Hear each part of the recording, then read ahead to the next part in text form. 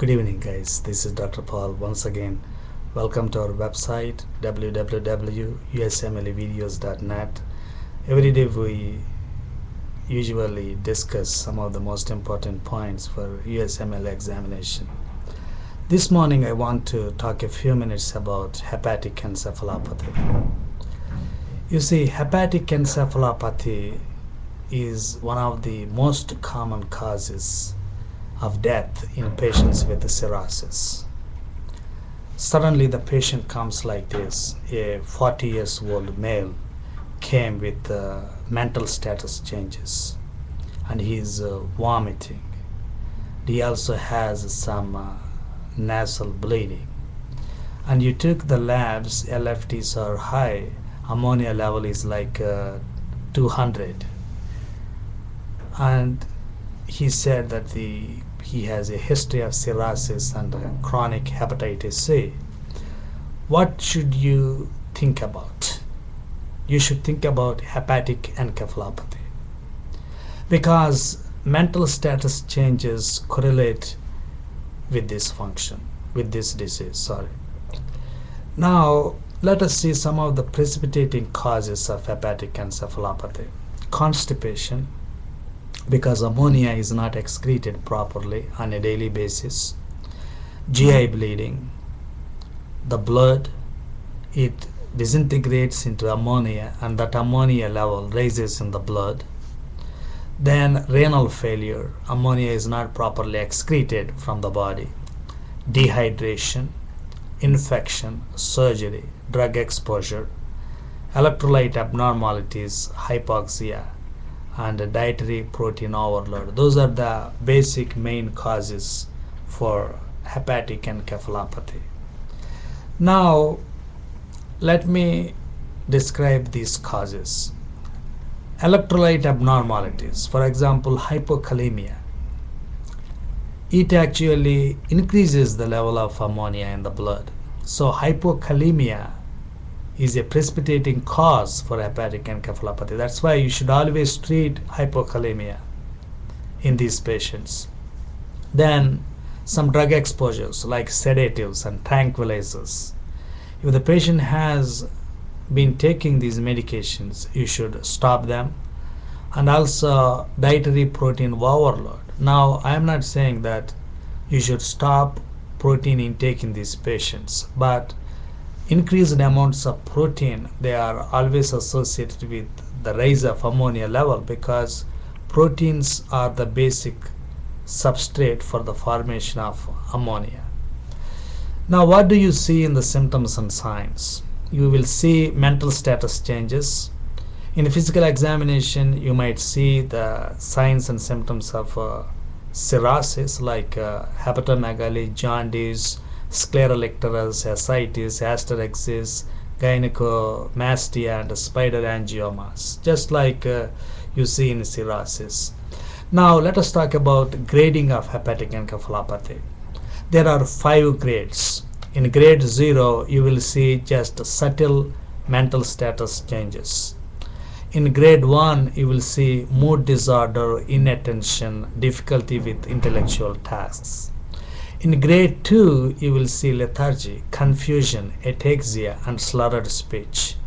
In grade 3 you will see significant confusion, amnesia, hyperreflexia, and delirium. And grade 4 is stupor and coma.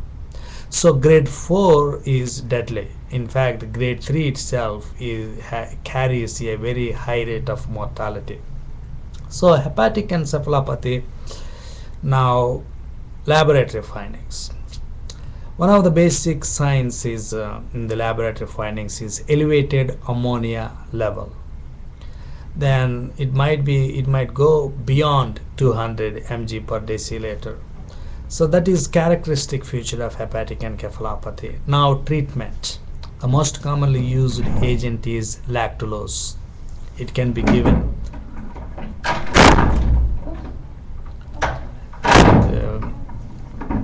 given both orally and rectally. Now you can also use neomycin and metronidazole. because neomycin, it reduces the absorption of ammonia in the gut, so as metronidazole.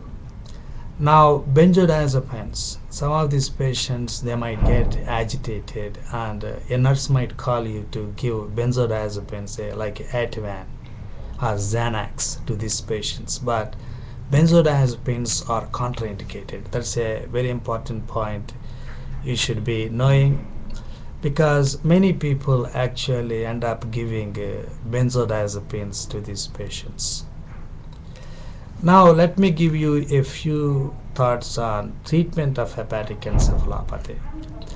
Now you should always try to recognize the precipitating cause. If patient is hypovolemic, give IV fluids.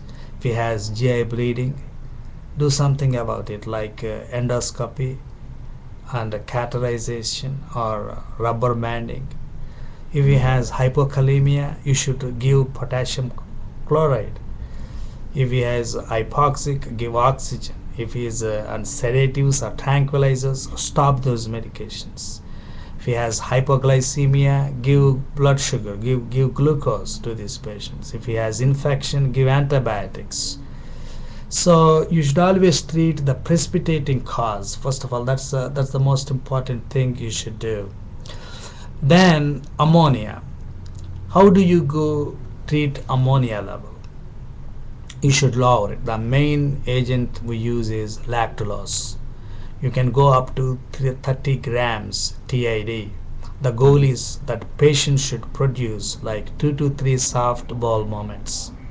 So until the patient produces soft bowel movements like 2 or 3 times, we should give them lactulose, and then onwards we can use it as needed basis. I mean, you can get the levels of ammonia in the blood, and accordingly you can use lactulose. And if the lactulose doesn't work, you can try other medications like rifaximin, 400 milligrams 3 times daily. Rifaximin, it works. Neomycin or lactitol or metronidazole. So those are the main medications we use for hepatic encephalopathy. So the basic points are: grade it, 5 grades, grades 0 to grade 5. Then see for the precipitating cause.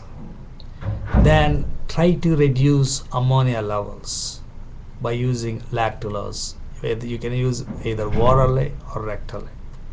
So those are the main points in the time I have today. You can always visit our website at www.usmlevideos.net. That is www.usmlevideos.net, and you can post your comments, and you can go through other videos we already posted. So basic question is how you are going to treat these patients, and this is one of the most commonly tested question in USMLE, so get prepared. Thank you.